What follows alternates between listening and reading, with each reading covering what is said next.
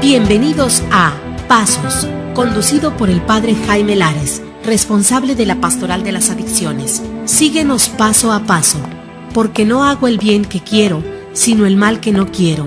Eso hago. Y si hago lo que no quiero, ya no lo hago yo, sino el pecado que mora en mí. Pasos, en ayuda a nuestros hermanos en adicción. Comenzamos.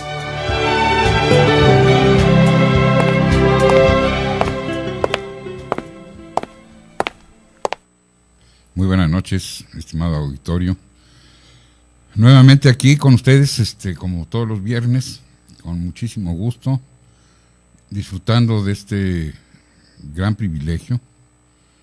Y primero que nada, pues nuestra gratitud a todas las personas aquí en cabina que hacen posible este trabajo. Al Padre Jeff, que pues aquí nos abre sus puertas para platicar con ustedes, para compartir con ustedes pues la experiencia que se ha dado a través de los años de este extraordinario programa de los 12 Pasos. Y como me obliga, pues quiero que se entienda que yo no vengo a nombre de ninguna de las agrupaciones que manejan este programa para la recuperación de la adicción, ni alcohólicos, ni adictos a drogas, a juego, a la comida, al sexo, en fin, todas aquellas agrupaciones que se mantienen firmes en cuanto al anonimato de sus miembros, no del programa. Pues el programa es el mismo, el programa no puede ser anónimo. Es una respuesta valoral a un problema existencial gravísimo que padecen quienes sufren la enfermedad de la adicción. Yo, pues, ratifico mi no participación como miembro de ninguna de estas agrupaciones en cuanto a compartir aquí con ustedes mi experiencia. Mi nombre es Fernando López Astrain y estoy aquí a invitación de nuestro queridísimo amigo el Padre Jaime Lares, quien abrió este programa y quien durante todo el tiempo que tuvo fuerzas y existencia nos tuvo presentes y pues nos invitó a estar con ustedes, y con muchísimo gusto yo comparto estos momentos con ustedes. Y insisto, para mí es un privilegio enorme, porque parte de mi programa es esto, de lo mío, pues es compartir mi experiencia, es vivir la fe con las obras, vivir la esperanza de que hay una solución cierta para mi existencia, y es compartir el amor, el servicio.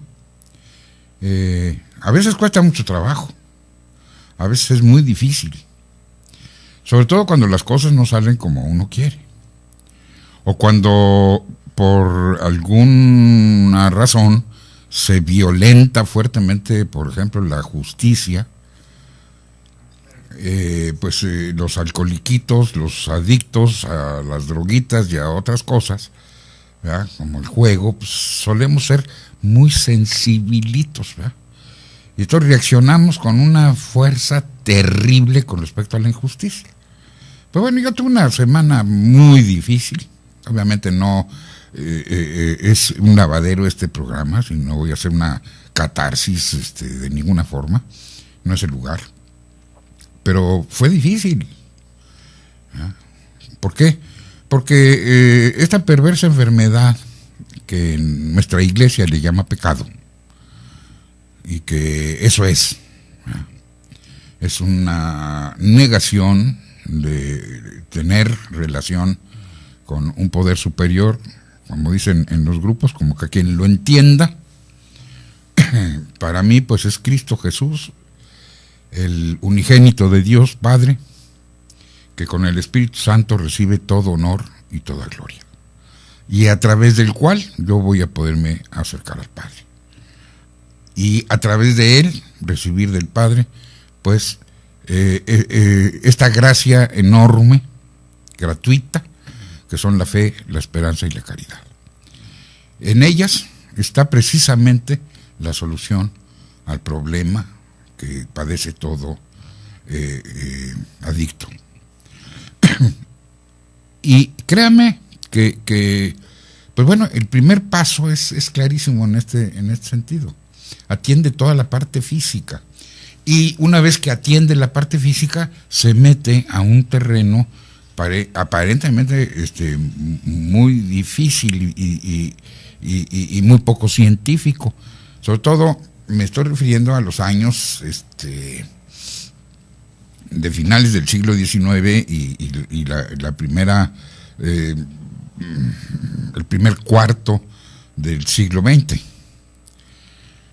en donde pues el peso del positivismo materialista, del relativismo y de otras filosofías exaltadoras del individualismo egocéntrico, pues hacían muy difícil que alguien empezara a hablar de esta naturaleza cuando se propone casi un hombre Dios, capaz de cualquier cosa. Y resulta que al adicto se le dice ingobernable. Dice textualmente la glosa del primer paso, y no la glosa, perdón, el enunciado del primer paso dice, y que su vida se había vuelto ingobernable. ¿Se había vuelto?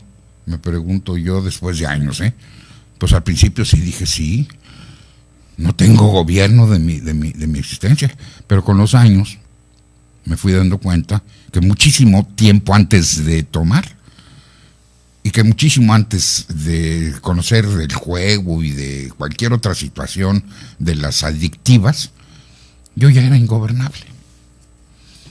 ¿Y esto qué quiere decir? Pues bueno, que no controlo mi pensamiento, que no controlo mis emociones, que puedo amanecer en un estado de tristeza depresiva y que no pienso más que en quererme morir. Y al día siguiente con una euforia que pienso que me va a acabar el planeta de 2 bocados. Y quizá no al otro día, a lo mejor 2 horas después de que me he querido suicidar, de repente entro en este estado eufórico, ¿verdad? Por cualquier razón. Porque vi un programa, porque se me vinieron algunos pensamientos grandielocuentes, ¿verdad? De mis castillos en el aire, de esos que suelo construirme con mucha frecuencia, y me pongo eufórico. Y creo que me voy a devorar este planeta entero en 2 bocados. Y como no sucede, entonces vuelvo a entrar en un estado depresivo. Y luego empiezo a tener pensamientos totalmente obscenos, irrelevantes, torcidos, ¿verdad? No falta más que un imprudente taxista se meta sin hacer señal y yo ya lo quiero llevar al panteón. Y como estas muchísimas cosas terribles, ¿sí? Con una ira, con un descontento, con un vacío espantoso. Y conforme empiezo a hacer mi recuento de mí, de mis impotencias, empiezo a descubrir que soy impotente no solo ante las sustancias adictivas, que soy impotente ante muchísimas circunstancias de la vida. Primero que nada, con mi pensamiento, no lo controlo. Y yo en la actualidad, si no me pongo de rodillas y le pido a Dios que me ayude con su fuerza para controlar mi pensamiento, me voy. Se me van las cabras al monte completitas. Ya sea en euforia o en depresión. Como resultado final. ¿Y por qué no controlo mi pensamiento? Porque he lastimado mi voluntad de tal forma, la he debilitado, que no alcanza. Y aunque no lo hubiera debilitado, no fui creado para que alcance. Fui creado para depender de un poder superior y con este poder superior ayudarme, ¿no?, para gobernar precisamente mi naturaleza. Y esto suena a nada científico, ¿no? Entonces, ¿cómo es posible que esto pueda darse? ¿Cómo es posible que esto pueda ser así? Pues nomás basta con que yo revise mi historia, dice ahí, basta con que te veas al espejo. Y me decía mi padrino hace muchos años, el espejo no el mentiroso, no en el que te ves todos los días para rasurarte, ese no, el espejo que vas a ir haciendo, escribiendo tu historia. Honestamente, no te justifiques. Y empiezo a construir mi historia y caracoles, me voy de espaldas. No puedo creerlo. Y empiezo entonces a ver a qué soy impotente. Pues no puedo controlar mi pensamiento, no puedo controlar mis emociones, y resulta que enfermé mi voluntad y que no me alcanza para nada. Entonces las facultades del ser humano, las más importantes, pues las tengo como letra muerta. Como no las puedo utilizar para lo que son, pues están como muertas. Y empiezo inclusive a tener síntomas fisiológicos de muerto, rigidez, color verdoso, ojos vidriosos, ya sin tomar, ya sin usar drogas, ya sin ir a los centros sociales de recreación, de cualquier tipo, juego o otras cosas. Entonces, esta situación pues me derrumba. ¿Por qué? Pues porque siempre me creí yo las mentiras del mundo exterior, ¿verdad? Que yo soy el superhombre del siglo XX. ¿Y cuáles 40 pesos? Dijera por ahí mi amigo Mauri. ¿Cuáles 40 pesos? Pues no los hay. Y en realidad, pues vivo a merced de mis instintos. Vamos a ir a una pausa y regresamos en un momento. La adicción ocurre cuando nosotros tratamos de sustituir algo por nuestra necesidad de Dios. Vamos a un corte y volvemos a Pasos, en ayuda a nuestros hermanos en adicción.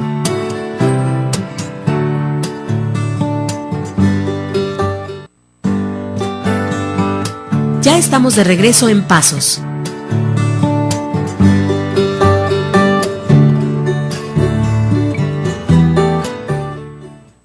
Pues muchas gracias, querido auditorio, querida audiencia, hermanos en Koinonía Radio y hermanitos en adicción.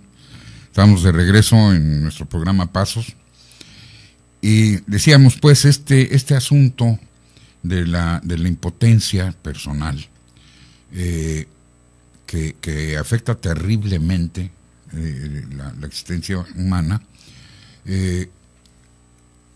ha venido modificándose. La ciencia hace 50, 60 o 70 años reconocía que el hombre es una entidad biológica, es una entidad social, y es una entidad biológica, biopsico, o sea, tiene una psique, pues claro, ni modo que la negaran los psiquiatras, ¿no? Y nada más. Sin embargo, entre 1930 y 1935, Gustav Carl Jung, en Europa, y por otro lado, William James, otro psiquiatra, otro psicólogo profundo, se brincan las trancas, porque se dan cuenta de una realidad. Y hoy, ya los científicos hablan de un ser humano distinto, más integral. Y hablan de que el ser humano es una entidad físico-química. Y esto es una realidad. Nuestro cuerpo funciona como una máquina físico-química que absorbe los nutrientes, el oxígeno, y que por el flujo sanguíneo, que es el proceso idéntico al de una planta que absorbe de la tierra y a través de la savia, ¿no?, alimenta cada célula de la plantita o de la plantototota, ¿no? Y esta realidad biológica pues está sujeta a las leyes físico-químicas. Entonces, se tiene que aceptar que el ser humano es una entidad física y además biológica, o sea, está viva y tiene vida. Pero además, ¿no?, pues tiene una psique y además es sociable, ciertamente.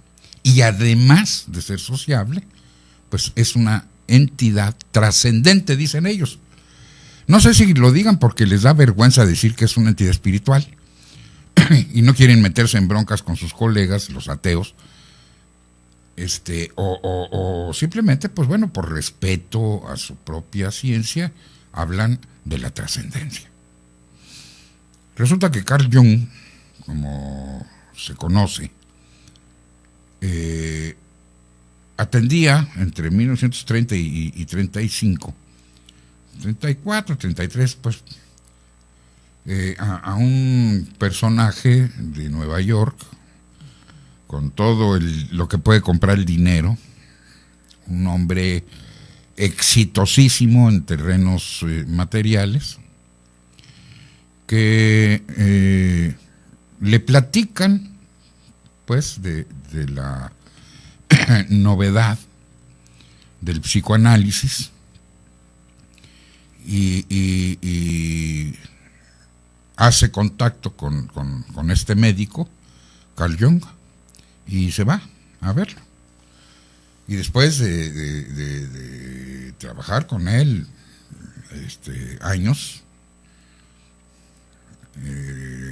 la penúltima vez que recurre este buen hombre de nombre Roland, mantienen su anonimato aún después de muerto, y yo no tengo por qué investigar cuál era su apellido. Pues don Roland va a ver a Jung, ¿verdad?, y pues atiende la última sesión y regresa a Nueva York lleno de vida y de entusiasmo, con la seguridad de que no va a volver a beber.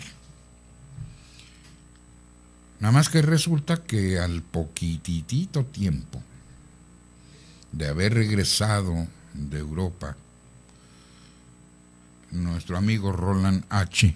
está hasta atrás, como se dice en lenguaje vulgar,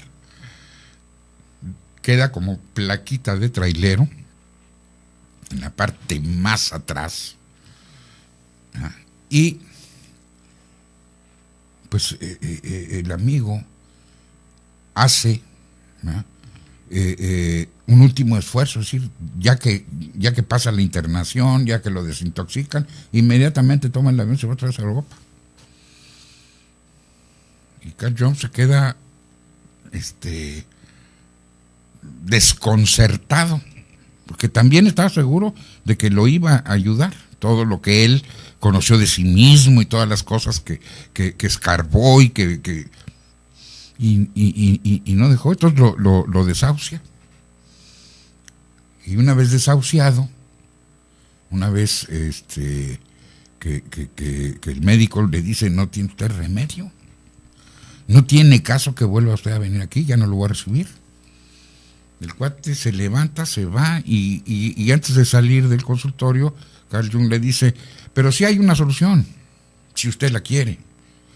Era algo que ya había investigado Carl Jung, desde luego. Posiblemente, si usted tiene una experiencia religiosa, pueda resolver su problema. No, pues el cuate se desmoronó. Es un tipo ateo práctico, exitoso, adorador del dinero y amasador del dinero y de una gran fortuna, con un gran éxito social, que le digan que necesita una experiencia religiosa, por Dios. Pues llegó deshecho, ¿verdad?, a Nueva York y atiende en unos grupos de la iglesia episcopal, o sea, la iglesia anglicana, pero en Estados Unidos, que se llama episcopal, porque no pueden depender de la reina. Se incorpora y a través del proceso de estos grupos, en donde se exige honestidad, en donde se exige conocimiento de sí mismo, en donde se exige abstinencia, en donde se exigen una serie de cosas que después van a servir como base para el programa de Alcohólicos Anónimos, deja de beber. Y este buen hombre le pasa el mensaje a un borrachín de nombre Evi, y Evi, ¿verdad?, le pasa el mensaje a otro borrachín también del mundo de los negocios llamado Bill Wilson, y este Bill funda un año después Alcohólicos Anónimos, en 1935, junto con el Dr. Pope. Y es a través precisamente de la búsqueda denodada de una experiencia religiosa, en que van ellos a poder realmente encontrar una solución. Y esto es lo que nos dice el paso. Necesitas la fe. Solo con la fe vas a poder superar este problema. Pero basta con un pequeño principio, por insignificante que sea, para que puedas hacerlo.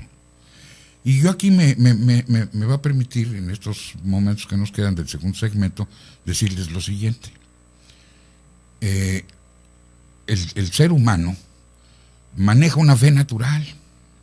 Salvo gente muy enferma y a lo mejor muy poderosa, sometida a grandes riesgos, pues tenía sus eunucos o sus esclavos que probaban los alimentos antes de comerlos. Tomaban del vino que iba a tomar el emperador o el rey o el señor importante, inclusive senador en la Roma de hace 2000 años, y después comían, si el fulano no se les moría. Yo no conozco a ningún ser humano de este siglo que mande analizar la comida de su esposita o de su mamacita, ¿eh?, o del restaurante a donde se llega a sentar para ver si no lo quieren envenenar. No lleva a su chofer para decirle, a ver, come, y si no te mueres, entonces como yo. Suena absurdo, pero esto es lo que hacían aquellos, ¿eh? Yo no conozco a nadie. Y yo sé que hay gente muy importante que tomará sus precauciones, y no me queda la menor duda, pero no ese tipo. Si a mí un hijo me dice que está bien, pues se lo creo. No tengo que constatarlo, ¿eh? Si me dice que está mal, pues está mal, se lo creo. Si alguien me dice que el negocio va mal, pues va mal. Y tengo que creerlo, entonces tengo que ver por dónde va mal.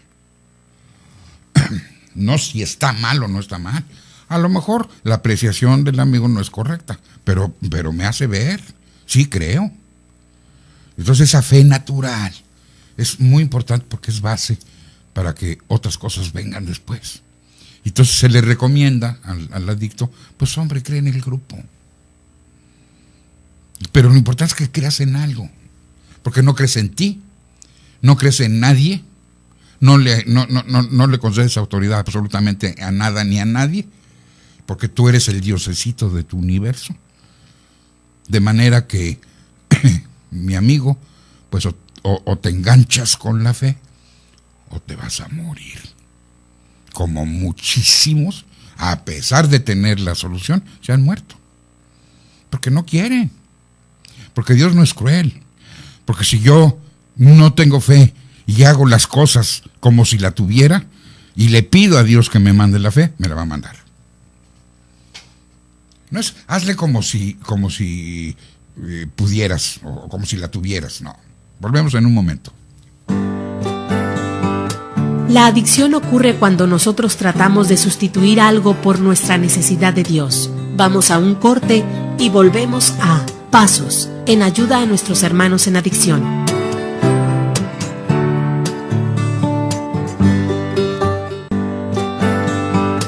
Ya estamos de regreso en Pasos.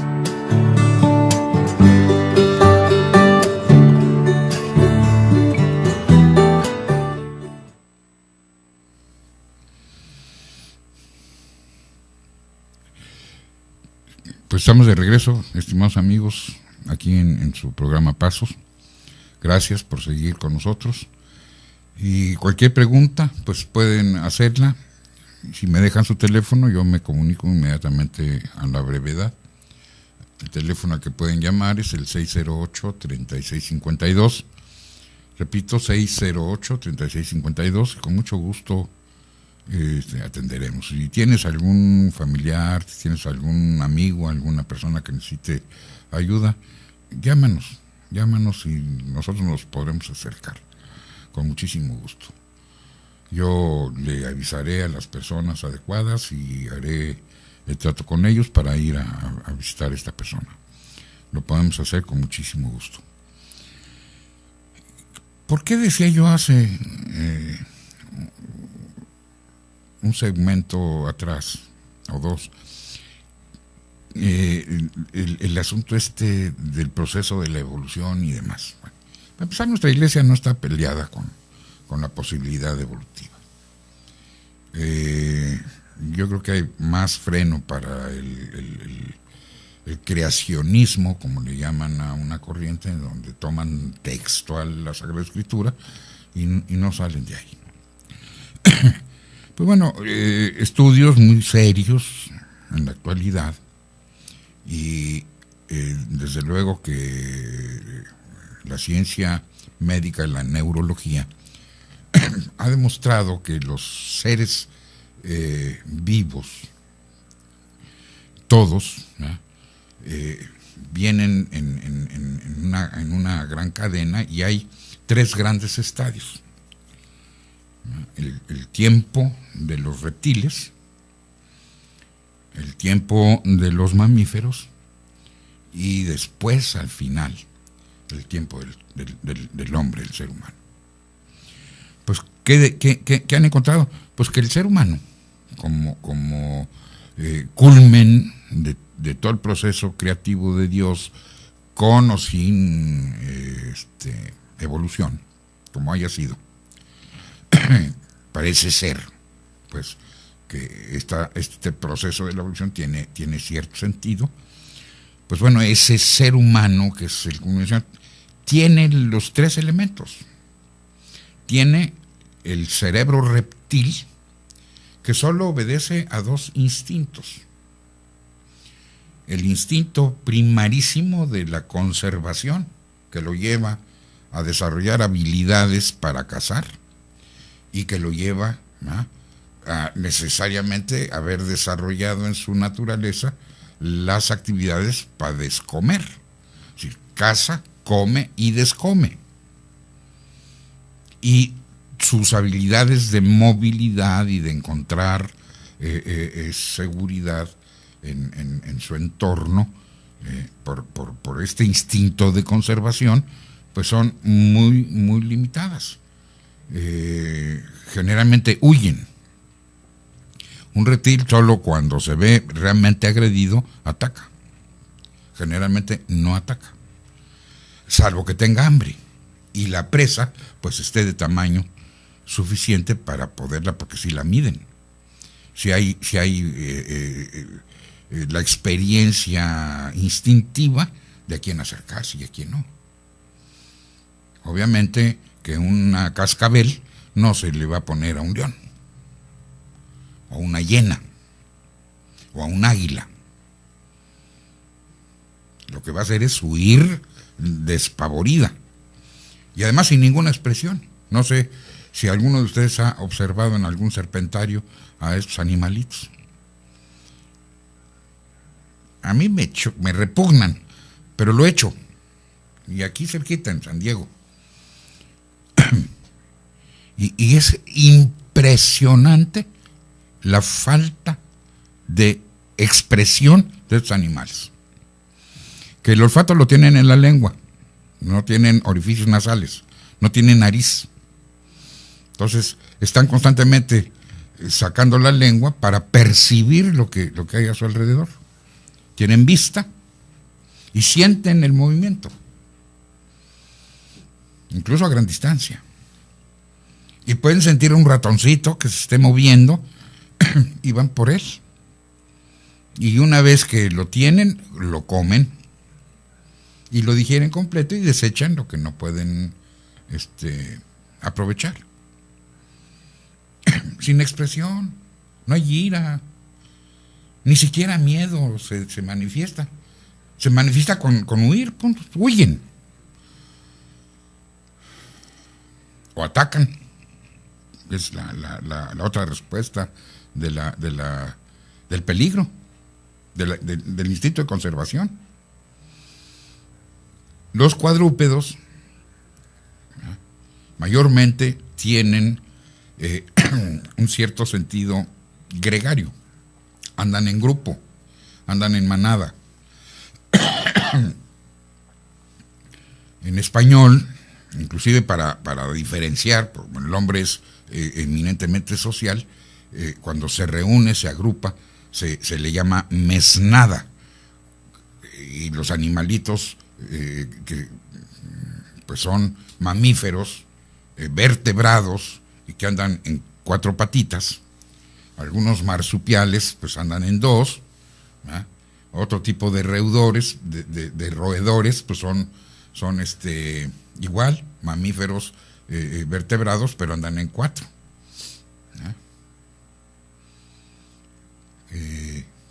Hay algunas excepciones. ¿En qué se diferencian? La mayor parte de las familias en estas especies de cuadrúpedos, su familiaridad o su sociabilidad se concreta a el liderazgo de un macho alfa. Pero hay familias que no tienen macho alfa, tienen hembra alfa, como las hienas. Y la jefa del clan, ¿verdad?, que me perdonen los seres humanos, pues es damita. Pero el resto, ¿verdad?, salvo las excepciones, pues son machos alfa. Y generalmente son holgazanes los machos alfa. Porque los leoncitos, ¿verdad?, ponen a trabajar a las leoncitas. Ellas son las mejores cazadoras. Y comen cuando ya comió el don. Si no, no comen. Y no se reproducen los otros machos. El que se reproduce es el alfa, el más fuerte. Hasta que alguien lo destrona. Y entonces tiene que ir de la comuna. Y una vez que se va, pues se acabó, a morir. A que por ahí se lo merienden. A servir de alimento de alguna otra especie. Y con los ganados, ¿verdad?, de pues toda clase de quinos, de renos y de reses, ¿verdad?, pues pasa exactamente igual. ¿Sí? De manera natural andan en grupo.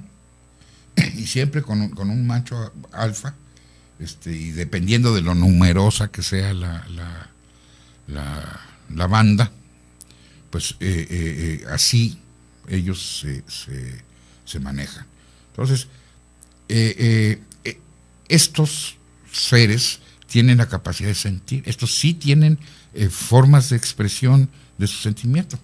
Sí demuestran su enojo, sí demuestran su sociabilidad. Cortejan y pelean por el lugar de reproducción. Y tienen pues esa capacidad de sentir. Un perrito, por ejemplo, es sensacional. Cómo se le atiende, se le trata bien, y el perrito es noble hasta dar la propia vida. De manera que cuida y se acerca y pide afecto, y un gatito chiquito igual, ¿verdad? Y el gatote también, los grandes felinos igual. ¿Qué pasa? Pues si alguien un día lo castiga y no le da de comer, pues al rato se merienda a quien fue su domador o domadora. Como hace poco tiempo sucedió, se un escándalo y quitaron a los animalitos de los circos. Y esto es una realidad. El animalito va a obedecer su instinto, y si tiene hambre y no le diste de comer, pues te va a comer. No pueden hacer otra cosa más que obedecer su instinto. De manera que, pues bueno, así se dan las cosas. Y el ser humano, que es el culmen, pues la persona más perfecta, pues tiene un tipo de cerebro distinto, ¿no? Hay en él una inteligencia racional, una inteligencia emocional y una inteligencia evolutiva. Tiene la capacidad de decidir, ¿no? Por cada decisión que tome va a sentir, y por cada pensamiento que tenga lo va a sentir. Entonces tiene emociones y sentimientos. ¿Qué domina o qué es el elemento que controla tu existencia? Es la pregunta. ¿Te dominan tus instintos primarios? El instinto de conservación, el instinto de reproducción, el de sociabilidad. ¿Estás muy preocupado por el qué dirán? Vamos a un corte y regresamos en un momento.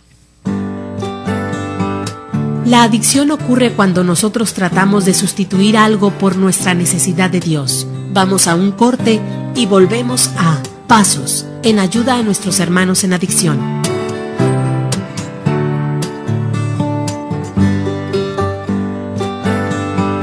Ya estamos de regreso en Pasos.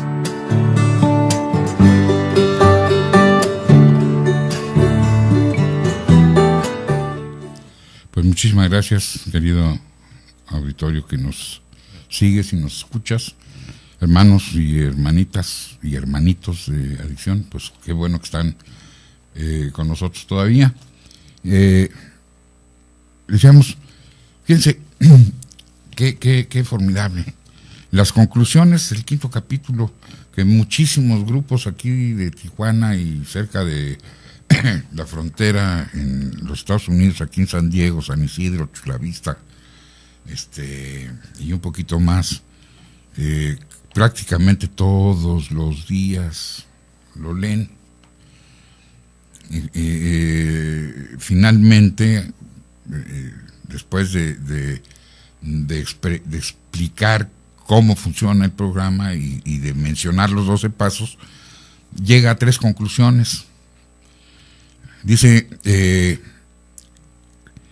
todo lo anterior hace resaltar de manera manifiesta 3 inevitables conclusiones. Inciso A. Dice que éramos alcohólicos y que no podíamos gobernar nuestras propias vidas. Y aquí a la palabra alcohólico cámbiale por tu adicción, por tu problema principal.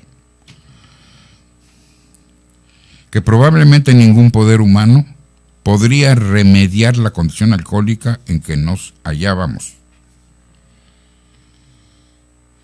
Porque vaya que hubo intentos con la medicina, con la propia religión, y que entonces la religión, pues te estás contradiciendo, no, el que no funciona es el adicto. Porque para empezar no acepta la autoridad, va en desesperación a buscar una solución, pero en cuanto se le aplican en la primera, ¿verdad? Tira por la ventana lo que fue a pedir por la puerta. La tercera conclusión dice que Dios sí puede remediarlo o remediarla, la enfermedad, y la remediaría de manera eficaz con una conclusión, con una condicionante, ¿no? Que lo busquemos. ¿Por qué? Porque Dios respeta tu libre albedrío. nada más. Ciertamente Dios te puede sanar. Ciertamente Dios puede y está en condiciones de romper cualquier ley de la naturaleza que Él mismo creó. Y lo ha hecho muchísimas veces. Pero en el terreno de la salvación, si quieres ser salvado, Él te salva. Si no quieres ser salvado, no te va a salvar. Él quiere hacerlo. ¿Tú qué quieres? ¿Tú qué dices?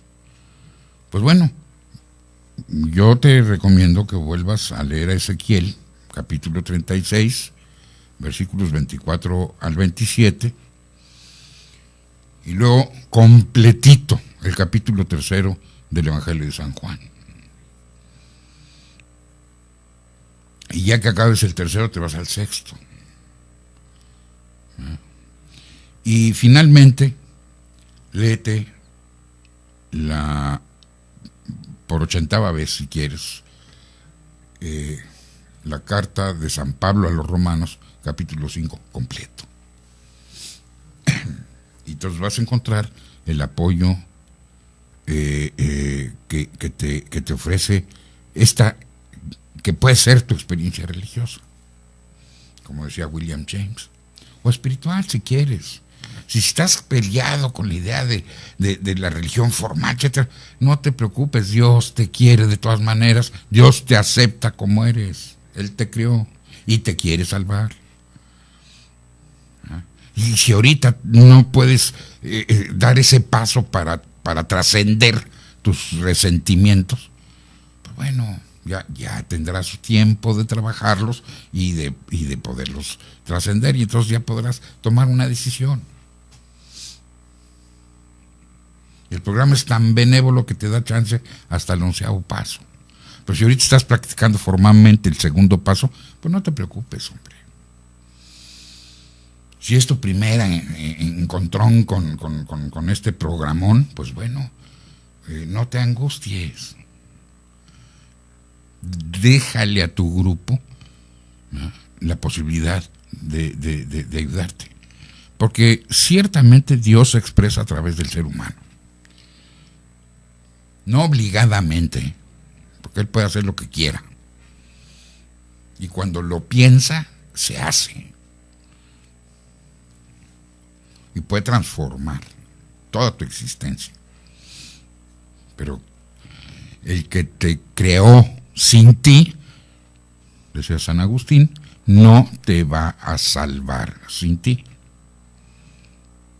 De manera que no le busques ubres a las aves. No son mamíferos, son aves, ovíparos, alados, vuelan. Las serpientes se arrastran, no tienen alitas, también son ovíparos, pero jamás van a volar, se van a arrastrar. Y tus instintos son como los de la serpiente, solo piensas en la satisfacción de tu apetito, comes, descomes, tienes un lugarcito para resguardarte del sol, y cuando se te ocurre vas tras la parejita para reproducirte, aún de tu mismo sexo, cosa que no se da en el reino animal. Pues tienes ocupando tu cerebro de reptil, esa primera partecita que vienes con ella, porque el ser humano es un macrocosmos. Perdón, un microcosmos. El macrocosmos es el todo, el microcosmos es el ser humano.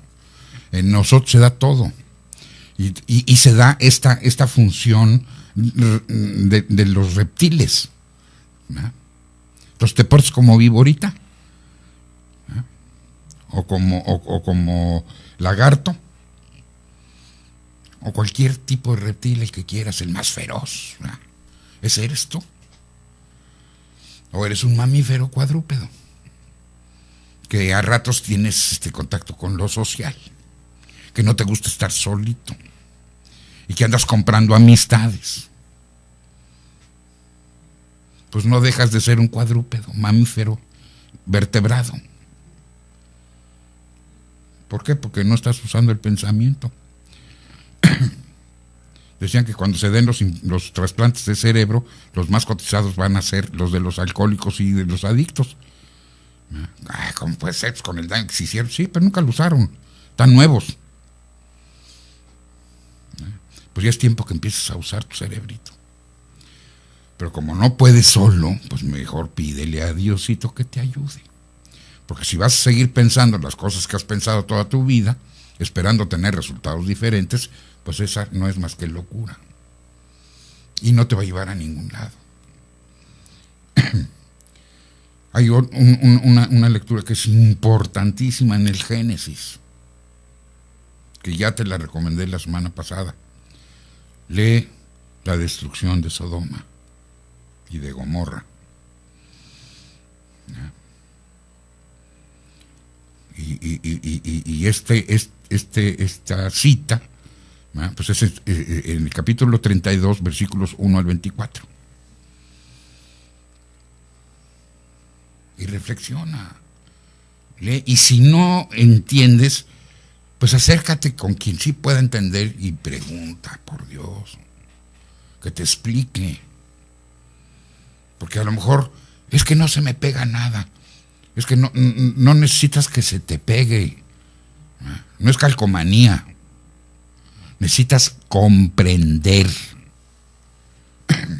Eso es usar la cabeza. Es que no escuchas. No piensas. Lo que estás escuchando no lo reflexionas. Y lo dices, pues no lo entiendo. No se me pega nada. Tengo cabeza de teflón. No. Lo que pasa es que nadie te ha enseñado a pensar. Entonces, esa es la función de tu padrino, que empiece a enseñarte a pensar.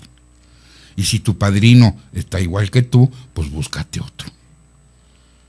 Busca un médico, busca un clérigo, busca un amigo, ¿verdad?, que tenga una mediana cultura, y acércate y pregúntale.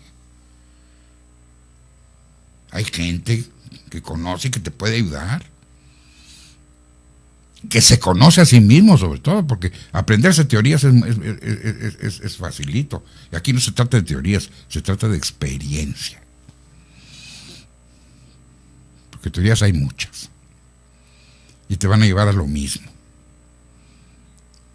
Después de que te aprendas una teoría y que creas que ya la hiciste, vas a acabar borracho, drogado o metido en un casino, ¿verdad?, empeñando el alma. O queriendo vender a tu mujer para poder seguir jugando. Nos vemos aquí la próxima semana. Que Dios te bendiga. Gracias por habernos sintonizado. Esto fue Pasos, examinando los principios bíblicos de los pasos para entender cómo ellos pueden guiarnos a una recuperación cristiana. Te esperamos en nuestra siguiente emisión. Gracias por tu sintonía.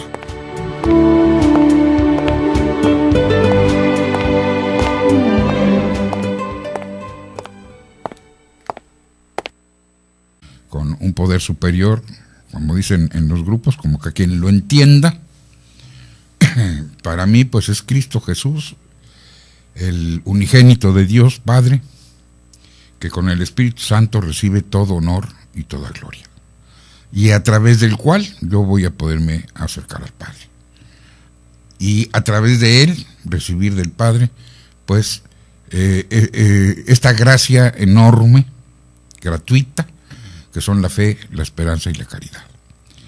En ellas está precisamente la solución al problema que padece todo adicto. Y créame que pues bueno, el primer paso es clarísimo en este sentido. Atiende toda la parte física. Y una vez que atiende la parte física, se mete a un terreno aparentemente muy difícil y muy poco científico. Sobre todo me estoy refiriendo a los años de finales del siglo XIX y la primera el primer cuarto del siglo XX. en donde pues el peso del positivismo materialista, del relativismo y de otras filosofías, programa para la recuperación de la adicción. Ni alcohólicos, ni adictos a drogas, a juego, a la comida, al sexo, en fin. Todas aquellas agrupaciones que se mantienen firmes en cuanto al anonimato de sus miembros, no del programa, pues el programa es el mismo, el programa no puede ser anónimo, es una respuesta valoral a un problema existencial gravísimo que padecen quienes sufren la enfermedad de la adicción. Yo pues ratifico mi no participación como miembro de ninguna de estas agrupaciones en cuanto a compartir aquí con ustedes mi experiencia. Mi nombre es Fernando López Astrain y estoy aquí a invitación de nuestro queridísimo amigo el padre Jaime Lares, quien abrió este programa y quien durante todo el tiempo que tuvo fuerzas y existencia nos tuvo presentes y pues nos invitó a estar con ustedes, y con muchísimo gusto yo comparto estos momentos con ustedes, exaltadoras del individualismo egocéntrico, pues hacían muy difícil que alguien empezara a hablar de esta naturaleza cuando se propone casi un hombre Dios, capaz de cualquier cosa. Y resulta que al adicto se le dice ingobernable. Dice textualmente la glosa del primer paso, y no la glosa, perdón, el enunciado del primer paso dice, y que su vida se había vuelto ingobernable. ¿Se había vuelto? Me pregunto yo después de años, Pues al principio sí dije sí, no tengo gobierno de mi existencia, pero con los años me fui dando cuenta que muchísimo tiempo antes de tomar y que muchísimo antes de conocer del juego y de cualquier otra situación de las adictivas, yo ya era ingobernable. ¿Y esto qué quiere decir? Pues bueno, que no controlo mi pensamiento, que no controlo mis emociones, que puedo amanecer en un estado de tristeza depresiva y que no pienso más que en quererme morir. Y al día siguiente, con una euforia, que pienso que me va a acabar el planeta de 2 veces. Y insisto, para mí es un privilegio enorme, porque parte de mi programa es esto, de lo mío, pues es compartir mi experiencia. Es vivir la fe con las obras, vivir la esperanza de que hay una solución cierta para mi existencia, y es compartir el amor, el servicio. A veces cuesta mucho trabajo, a veces es muy difícil, sobre todo cuando las cosas no salen como uno quiere, o cuando por alguna razón se violenta fuertemente, por ejemplo, la justicia.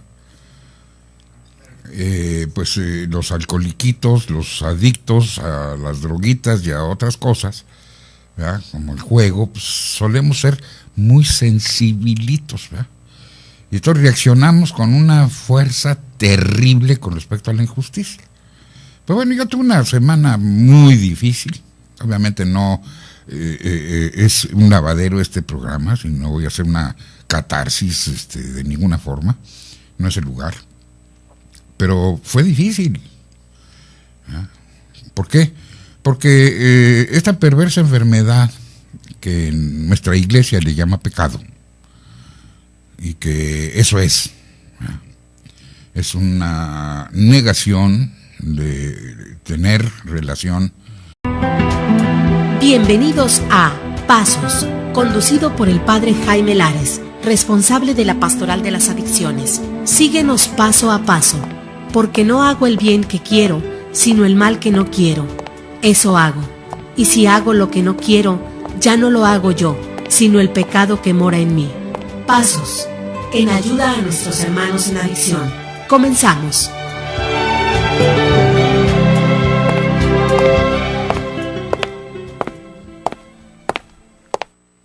Muy buenas noches, estimado auditorio. Nuevamente aquí con ustedes, como todos los viernes, con muchísimo gusto, disfrutando de este gran privilegio. Y primero que nada, pues nuestra gratitud a todas las personas aquí en cabina que hacen posible este trabajo. Al padre Jeff, que pues aquí nos abre sus puertas para platicar con ustedes, para compartir con ustedes pues la experiencia que se ha dado a través de los años de este extraordinario programa de los 12 pasos.